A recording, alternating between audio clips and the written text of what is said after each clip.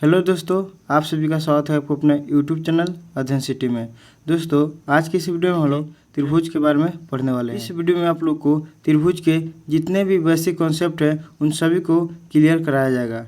उसके बाद इस वीडियो में हम लोग त्रिभुज के प्रकार भी पढ़ने वाले हैं। इस वीडियो में आप लोग को त्रिभुज को इतने अच्छे तरीके से पढ़ाया जाएगा कि फिर से दोबारा आप लोग को त्रिभुज के जो बेसिक कॉन्सेप्ट है उसकी वीडियो नहीं देखनी पड़ेगी। यकीन मानिए, अगर आप लोग इस वीडियो को शुरू से अंतिम तक देख जाइएगा तो कोई भी दिक्कत नहीं होने वाली है। तो चलिए हम लोग वीडियो को स्टार्ट करते हैं। सबसे पहले हम लोग ये देखेंगे कि त्रिभुज कहते किसे हैं, क्योंकि जिसके बारे में हम पढ़ रहे हैं उसके बारे में उसका डिफिनीशन हमें पता होना चाहिए, तभी जाकर अच्छा से समझ में भी आएगा। तो सबसे पहले देखते हैं कि त्रिभुज किसे कहते हैं। तो 3 रेखाखंडों से घिरी हुई बंद आकृति को त्रिभुज कहते हैं। यानी कि 3 रेखाखंडों से घिरी हुई एक बंद आकृति को त्रिभुज कहते हैं। यहाँ पे देखिए 3 रेखाखंड है और ये क्या है, यहाँ पे ये घिरी हुई है और बंद है। तो इसी आकृति को हम लोग क्या कहते हैं, त्रिभुज कहते हैं। आप लोग इतना समझ गए। अब देखिए त्रिभुज को हम लोग दर्शाते कैसे हैं, निरूपित कैसे करते हैं। देखिए इस चिन्ह से हम लोग त्रिभुज को निरूपित करते हैं, यानी कि दर्शाते हैं। ये आप लोग ध्यान में रखिएगा, ठीक है। तो देखिए जब हम लोग यहाँ पे त्रिभुज का जब हम लोग आकृति बनाते हैं तो इसमें बहुत सारी कॉन्सेप्ट छुपी होती है। देखिए यहाँ पे ABC एक त्रिभुज बनाए हैं हम लोग, ठीक है। और देखिए यहाँ पे क्या है, इस सभी के बारे में पढ़ना है। इसको क्या कहेंगे, इसको क्या कहेंगे। जब 2 रेखाखंड यहाँ पे मिली है तो इस कोण को भी क्या कहेंगे। तो सभी के बारे में हम लोग पढ़ने वाले हैं। तो देखिए इस त्रिभुज में आप लोग को क्या क्या होता है उस सभी के बारे में यहाँ पे हम बता रहे हैं। त्रिभुज ABC में होते हैं, यानी कि इस त्रिभुज में क्या क्या है यहाँ पे पूरा अच्छे तरीके से लिखा गया है। देखिए 3 शीर्ष, अगर कोई पूछेगा कि त्रिभुज में कितने शीर्ष होते हैं तो क्या जवाब दीजिएगा, बोलिएगा 3 शीर्ष होते हैं। कौन कौन, देखिए यहाँ पे A, यहाँ पे B, यहाँ पे C, ये सब क्या है, त्रिभुज के शीर्ष हैं। तो A, B और C त्रिभुज के शीर्ष है, ठीक है। ये समझ गए। अब देखिए अगर आपसे कोई पूछेगा त्रिभुज में कितनी भुजाएं होती है, तो देखिए त्रिभुज में 3 भुजाएं होती है। कौन कौन, यहाँ पे देखिए A से लेकर B तक A भुजा एक हुई, B से लेकर C तक एक भुजा 2 और C से लेकर A तक ये हो जाएगी 3 भुजा। देखिए 1, 2 और 3, तो कितने भुजा, 3 भुजा। एक त्रिभुज में कितनी भुजाएं होती हैं, तो 3 भुजा, AB, BC और CA, AB, BC और CA, समझ गए। अब देखिए 3 में 3 कोण, यानी कि कोई पूछेगा त्रिभुज में कितने कोण होते हैं तो बोलिएगा 3 कोण होते हैं। देखिए यहाँ पे एक है, यहाँ पे दूसरा है, यहाँ पे तीसरा, तो लिखा गया है कोण A, कोण A, कोण B और कोण C। देखिए जब भी आप लिखिएगा तो कोण को हम लोग इस आकृति से दर्शाते हैं, ठीक है। यह कोण दर्शाने की आकृति है। तो कोण A, कोण B और कोण C, कोण A, कोण B और कोण C, ठीक है। ये हो जाएगी आपकी कोण। तो सबसे पहले हम लोग पढ़े 3 शीर्ष ABC, 3 भुजाएं AB, BC और CA, 3 कोण, कोण A, कोण B और कोण C। अब देखिए कोण जब दर्शाइएगा तो लिखने के कई तरीके होते हैं। जैसे कोण यहाँ पे A लिख दिए तो हम इसी को लिख सकते हैं कोण BAC, कोण लिख कर, ठीक है ना। BAC जिसको लिखना होता है उसको बीच में रखा जाता है, ठीक है। आप इसको तो इस तरह लिख देते हैं कोण CAB, यानी कि यहाँ पे भी इस तरह का हो जाएगा क्योंकि इसे हमें बीच में रखना है, या फिर आप ऐसे सिंगल ही देख सकते हैं। उसी तरह अगर B को दर्शाना होगा तो देखिए कोण ABC बीच में आया, या कोण CBA, ठीक है। उसी तरह नीचे देखिए यहाँ पे कोण C, तो कोण C को यहाँ पे कैसे दर्शाएंगे, कोण ACB, कोण ACB, या फिर कोण BCA, समझ गए। तो ये कोण दर्शाने की बस विधियाँ हैं, ठीक है। आप किसी भी तरह से दर्शा सकते हैं, जिसको दर्शाना होगा उसे बीच में रखिएगा। अब देखिए कोई पूछेगा कि बताइए त्रिभुज के तीनों कोण जो होता है उसका जो योग होता है, यानी कि उसका माप का योग होता है, कितना होता है, तो बोलिएगा त्रिभुज के तीनों कोणों का योग जो होता है वो होता है 180 डिग्री, ठीक है। यहाँ पे हम लोग लिख दिए हैं। देखिए यहाँ पे लिखा है कोण A, कोण A, कोण B, कोण C बराबर कितना, 180 डिग्री, कितना, 180 डिग्री, ठीक है। याद रखिएगा, भूलिएगा नहीं, बहुत ही अच्छा कॉन्सेप्ट है, ठीक है। बार बार एग्जाम में पूछे जाते हैं। तो अब हम लोग पढ़ते हैं त्रिभुज के प्रकार के बारे में। त्रिभुज से देखिए जितने भी आप लोग को बेसिक जानकारी थी यहाँ पे हम लोग वो पढ़ लिए हैं, जितने भी बेसिक नॉलेज थी वो हम लोग जान लिए हैं। अब हम लोग पढ़ने वाले हैं त्रिभुज के प्रकार, आखिर त्रिभुज को कैसे कितने टाइप में बांटा गया है उसके बारे में हम लोग पढ़ने वाले हैं। तो अब हम लोग पढ़ने वाले हैं त्रिभुज के प्रकार। त्रिभुज के प्रकार यानी कि त्रिभुज को कितने तरीके से बांटा जाता है। तो देखिए अगर हम लोग यहाँ पे त्रिभुज बनाएं, क्या बनाएं, त्रिभुज। जैसे यहाँ पे हम एक त्रिभुज बनाते हैं, ठीक है, यहाँ पे ऐसे करके ऐसे त्रिभुज बनाते हैं। मान लीजिए कोई नाम दे दिए ए बी सी, इसका नाम दे दिए, ओके। अब देखिए क्या होता है, यहाँ पे देखिए यहाँ पे 3 कोण है, कोण ए बी सी, और 3 भुजाएं भी है ए बी बी सी सी ए। अब देखिए क्या होता है, त्रिभुज के प्रकार में हम लोग त्रिभुज को 2 तरीके से बांटते हैं, ठीक है। सबसे पहले बांटते हैं भुजाओं के लंबाई के आधार पर। एक में बांटते हैं किसमें, भुजाओं के लंबाई के आधार पर, यानी कि जो त्रिभुज की भुजा है वो अलग अलग मापों की हो सकती है, यानी कि अलग अलग इसका क्या हो सकता है, माप हो सकता है। यानी कि जब मेजर कीजिएगा तो इसका कुछ अलग लंबाई, इसका कुछ अलग, इसका कुछ अलग हो सकता है, ठीक है। या फिर कभी समान हो सकता है, या फिर 2 का समान होगा, 1 का अलग हो जाएगा। तो त्रिभुज के सबसे पहले हम किस टाइप में बांटते हैं, तो भुजाओं के लंबाई के आधार पर बांटते हैं, यानी कि इसका जो भुजा का लंबाई हो वो क्या हो सकता है, ओके। और दूसरे में कोण की माप के आधार पर, इसमें कोण की माप के आधार पर, यानी कि जो कोण है उसका जो माप है वो अलग अलग हो सकता है, उसके आधार पर भी हम लोग त्रिभुज को बांटते हैं। अब ये समझेंगे कि त्रिभुज के जब एक में हम बांटे हैं भुजाओं के आधार पर, तो यह कितने प्रकार से हम लोग इसको भी बांटते हैं, या उसके बाद जो कोण की माप के आधार पर होता है वो कितने प्रकार का होता है। तो सबसे पहले हम लोग समझ लेते हैं भुजाओं के लंबाई के आधार पर त्रिभुज को कितने भागों में बांटा गया है, फिर पढ़ेंगे कोण के आधार पर, ओके। तो सबसे पहले यहाँ पे देखिए आप लोग, सबसे पहले भुजाओं के लंबाई के आधार पर एक में है समबाहु त्रिभुज। क्या है, समबाहु त्रिभुज। इसके बारे में डिटेल्स में आपको पढ़ाया जाएगा अभी ही, तो बस आप लोग ये ध्यान दीजिए कि कितना सिर्फ टाइप में बांटा गया है। सबसे पहले एक में बांटा गया है समबाहु त्रिभुज, यानी कि इक्विलेटरल ट्रायंगल, ओके। सेकेंड में है दूसरा में समद्विबाहु त्रिभुज, आइसोस्केलेस ट्रायंगल, ठीक है। तीसरे नंबर पे है विषमबाहु त्रिभुज, यानी कि स्केलिन ट्रायंगल। तो हम लोग त्रिभुज के भुजाओं के लंबाई के आधार पर उनको 3 भागों में बांटते हैं। सबसे पहले है समबाहु त्रिभुज, यानी कि इक्विलेटरल ट्रायंगल। दूसरा में है समद्विबाहु त्रिभुज, यानी कि आइसोस्केलिस ट्रायंगल। उसके बाद है तीसरा में विषमबाहु त्रिभुज, यानी कि स्केलिन ट्रायंगल। तो दोस्तों हम लोग यहाँ पे भुजाओं के लंबाई के आधार पर पढ़ लिए। उसके बाद यहाँ पे अब देखते हैं कि कोण की माप के आधार पर कितने भागों में बांटा गया है, ठीक है। तो देखिए भुजाओं कोण के कोण की माप के आधार पर 3 भागों में बांटा गया है। कितने? सबसे पहले एक में है न्यून कोण त्रिभुज, न्यून कोण त्रिभुज, यानी कि एक्यूट एंगल ट्रायंगल।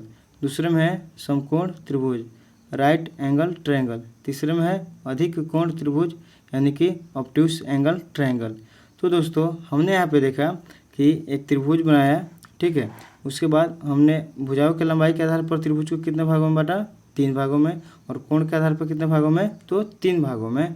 तो अब हम उन्हीं के बारे में अच्छे से अध्ययन करते हैं, ओके। तो चलिए अब हम लोग उसको देख लेते हैं। और तो देखिए सबसे पहले एक में पढ़ेंगे समबाहु त्रिभुज। समबाहु त्रिभुज किसे कहते हैं, ठीक है। तो देखिए जिस त्रिभुज के तीनों भुजाएं परस्पर बराबर हो उससे समबाहु त्रिभुज कहते हैं। यानी कि कोई भी एक त्रिभुज बनाइए, ठीक है, जो उसकी भुजा की लंबाई है, देखिए ए बी बी सी और सी ए, यानी कि जो भुजा की लंबाई है अगर वो तीनों बराबर है, क्या है, तीनों बराबर हैं, तो उस त्रिभुज को आप लोग कहिएगा समबाहु त्रिभुज, ओके। 3 भुजा जो बराबर होगा उस त्रिभुज को क्या कहिएगा, समबाहु त्रिभुज। तो लिखा गया है त्रिभुज ए बी सी में भुजा, देखिए यहाँ पे ए बी बराबर हो जाएगा बी सी के, और बी सी बराबर हो जाएगा सी ए के, ठीक है। यानी कि आपस में क्या है, तीनों बराबर हैं। अब देखिए जब भी आप लोग को समबाहु त्रिभुज का बात कीजिएगा तो जब भी भुजा बराबर होगा तीनों, तो यहाँ पे कोण भी क्या हो जाएगा, बराबर हो जाएगा। कोण ए बराबर हो जाएगा कोण बी के, बराबर हो जाएगा कोण सी के, ठीक है। ये भी याद रखें। इतना आप लोग समझ गए। तो समबाहु त्रिभुज के बारे में हम लोग पढ़ गए कि जिस त्रिभुज के तीनों भुजाएं आपस में बराबर हो उसको हम लोग कहते हैं समबाहु त्रिभुज, समझ गए। तो चलिए नेक्स्ट में देखते हैं। दूसरे में है समद्विबाहु त्रिभुज, यानी कि समद्विबाहु त्रिभुज किसे कहते हैं, पहले ये जान लीजिए। जिस त्रिभुज की कोई दो भुजा बराबर हो उसे समद्विबाहु त्रिभुज कहते हैं। यानी कि इस आकृति में देखिए एक त्रिभुज बनाया गया है। देखिए यहाँ पे त्रिभुज की आकृति बनाई गई है। यहाँ पे देखिए क्या होता है, इसमें क्या होता है, त्रिभुज में जो ना दो भुजा बराबर होता है। इससे यहाँ पे ए से लेकर बी और ए से सी, ये जो दोनों भुजा है ये क्या है, बराबर है। ये जो दोनों भुजा है बराबर है और ये अलग है। तो देखिए आप लोग समद्विबाहु त्रिभुज उसे कहिएगा जिसका दो भुजा क्या हो, बराबर हो। समझ गए। अब देखिए यहाँ पे देखिए त्रिभुज ए बी सी में भुजा देखिए ए बी बराबर ए सी, यानी कि ए बी और ए सी क्या है, बराबर है। अब देखिए जब भी आपका जो भुजा होता है अगर वो बराबर हो तो देखिए इस भुजा के सामने वाला कोण और इस भुजा के सामने वाला कोण क्या होते हैं, बराबर होते हैं। इसीलिए लिखा गया है कोण बी बराबर कोण सी। ठीक है, तो जो दो भुजा क्या होंगी, बराबर होंगी, तो आमने सामने वाले कोण क्या होंगे, बराबर हो जाएंगे। ठीक है, आमने सामने हमेशा देखना है। और यही ए बराबर होगा, ए बराबर होगा तो कोण बदल जाएगा, यानी कि इसके सामने देखना है, जो भी हो उसके सामने सामने देखना है। आमने सामने वाली भुजाएं बराबर है तो क्या हो जाएगा, उसके आमने सामने वाले कोण भी क्या हो जाएंगे, यहाँ पे बराबर हो जाएंगे। ये आप समझ गए। तो हम लोग समद्विबाहु त्रिभुज भी समझ गए। अब नेक्स्ट में देखते हैं तीसरे में विषमबाहु त्रिभुज के बारे में। तीसरे नंबर पे है विषमबाहु त्रिभुज। सबसे पहले जान लीजिए विषमबाहु त्रिभुज किसे कहते हैं। एक त्रिभुज जिसकी तीनों भुजाएं असमान लंबाइयों की हो विषमबाहु त्रिभुज कहलाता है। कहने का मतलब है ये जो त्रिभुज है इसकी जो भुजा की लंबाई है वो तीनों का अलग अलग है। क्या है, तीनों का अलग है। इसका कुछ और लंबाई है, इसका कुछ और है, इसका कुछ और है। जब भी ऐसा हो कि तीनों भुजा की जो लंबाई है वो अलग अलग हो उसे हम लोग कहेंगे विषमबाहु त्रिभुज। अब इसका डिटेल्स यहाँ पे लिखा गया है। देखिए त्रिभुज ए बी सी में a b not equal to b c not equal to c, यानी कि जो तीनों भुजाएं हैं वो आपस में बराबर नहीं है। तो देखिए जब भी भुजाएं बराबर नहीं हो तो कोण भी बराबर नहीं होंगे। इसीलिए कोण ए नॉट इक्वल टू कोण बी नॉट इक्वल टू कोण सी, यानी कि ए भी कोण भी बराबर नहीं होंगे। तो दोस्तों भुजा के आधार पर तो हम लोग बहुत ही अच्छे तरीके से पढ़ लिए हैं, उसका डिफिनीशन के साथ और सारे डिटेल्स के साथ। अब लोग हम पढ़ते हैं उसके कोण की माप के आधार पर। चलिए तो उसको भी देख लेते हैं। तो देखिए दूसरे में हम लोग क्या बांटे थे, तो त्रिभुज को कोण की माप के आधार पर बांटे थे, उसको भी 3 भागों में। तो सबसे जो पहला नंबर है वो है न्यून कोण त्रिभुज। न्यून कोण त्रिभुज किसे कहते हैं, यदि त्रिभुज के प्रत्येक कोण की माप 90 डिग्री से कम हो तो वह एक न्यून कोण त्रिभुज कहलाता है। देखिए इस त्रिभुज में देखिए यहाँ पे बोला गया डिफिनीशन में कि जिस भी त्रिभुज के जो तीनों कोण की माप है वह 90 डिग्री से कम हो तो उसी को बोलिएगा न्यून कोण त्रिभुज। तो देखिए यहाँ पे 90 डिग्री से ये भी कोण कम है, ये भी कोण कम है और यह भी, यानी कि ये 60 है, 65 है, 55 है। तो क्या है, एक न्यून कोण त्रिभुज, क्योंकि इसका जो तीनों कोण की माप है 90 डिग्री से क्या है, कम है। तो इसका देखिए इसमें डिटेल्स देख लीजिए। त्रिभुज ए बी सी में देखिए कोण ए कोण बी एवं कोण सी बराबर क्या है, न्यून कोण है। यानी कि जो एक कोण ए है, कोण बी है एवं कोण सी है, क्या है, तीनों के तीनों क्या है, न्यून कोण है। समझ गए। अब तो देखिए सबसे पहले जो हम लोग पढ़े हैं वो क्या है, न्यून कोण। अब हम इसके आगे वाले पढ़ते हैं। देखिए दूसरे नंबर पे है समकोण त्रिभुज।